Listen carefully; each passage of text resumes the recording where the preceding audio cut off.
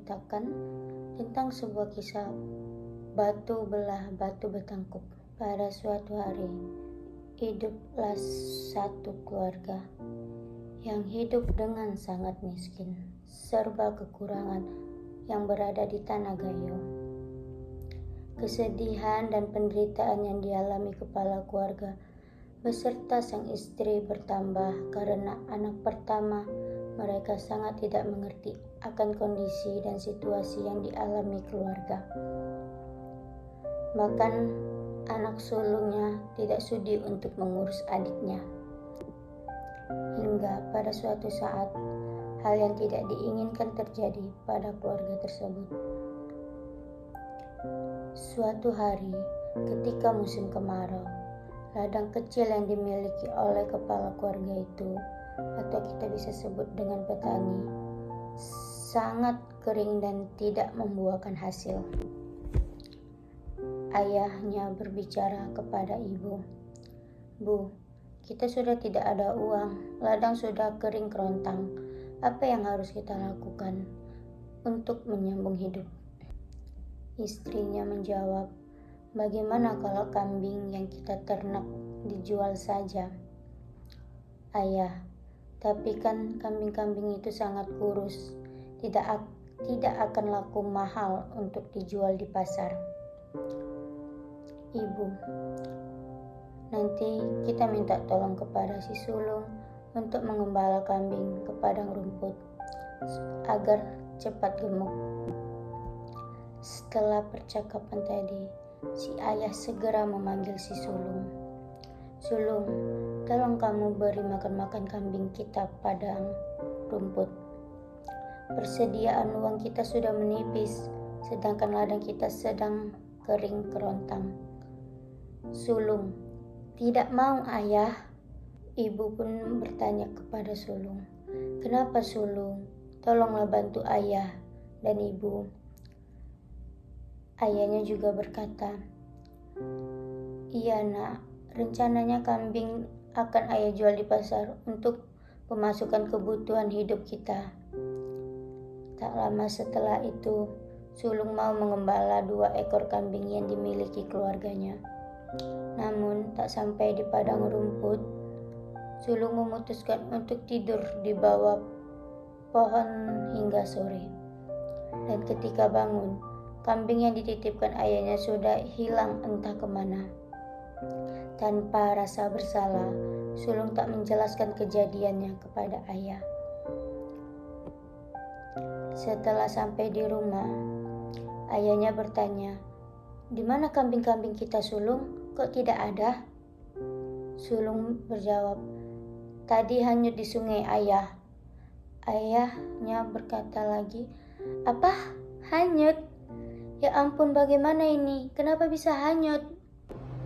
Ayah sangat kecewa kepada sulung yang tidak bisa diandalkan.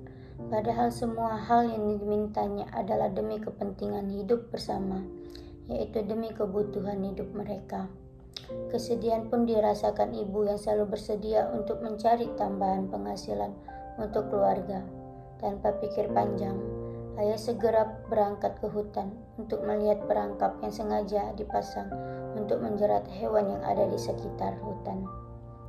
"Ayah, wow, ternyata aku dapat seekor anak babi hutan.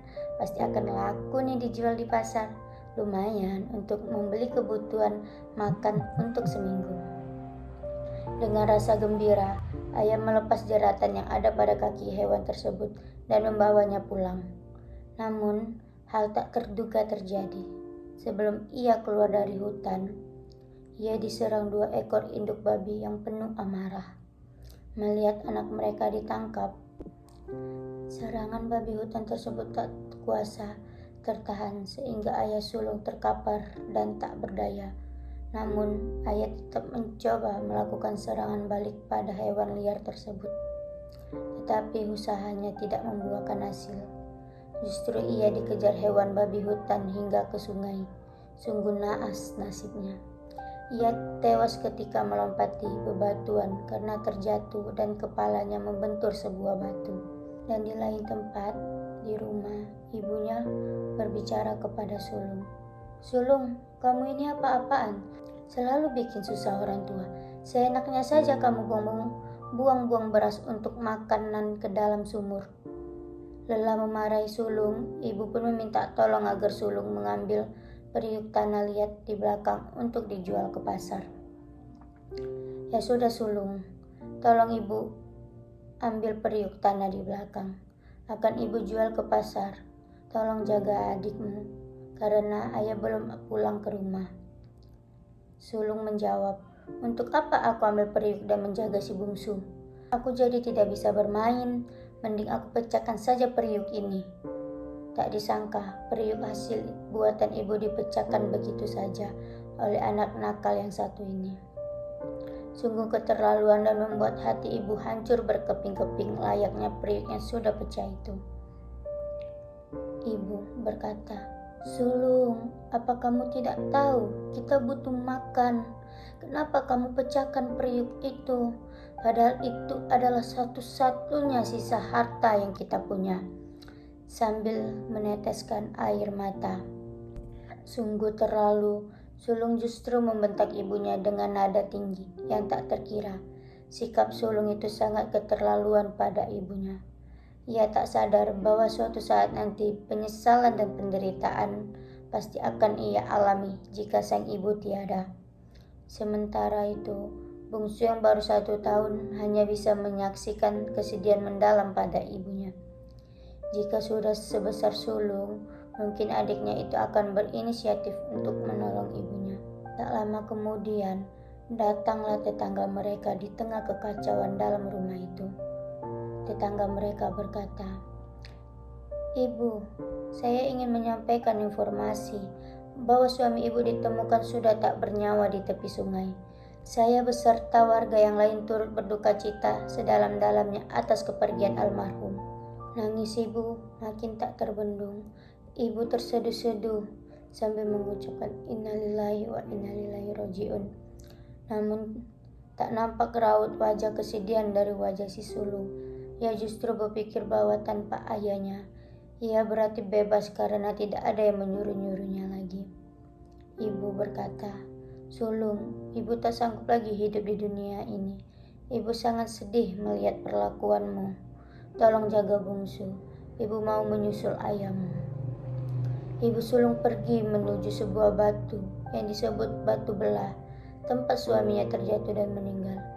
Kemudian ia pun bersenandung sambil berjalan menuju batu tersebut. Batu belah, batu betangkop, hatiku alangkah merana. Batu belah, batu betangkop, bawalah aku serta. Angin bertiup sangat kencang dan membuat ibu si sulung terperangkap di batu belah yang tidak bisa terbuka untuk selamanya. Menyadari ibunya telah tiada, sulung pun sangat menyesal. Sulung memanggil ibunya, Ibu, ibu, maafkan aku. Ibu, kembalilah bu. Aku menyesal. Ibu. Sambil merintih dan terus-menerus memohon ibunya kembali. Usaha sulung tetap sia-sia. Batu belah kini tertutup dan ia tidak akan bisa bertemu dengan ibunya. Kesimpulan yang bisa dipetik dari cerita ini, sayangilah ibumu, bantulah ibumu selagi mereka masih ada.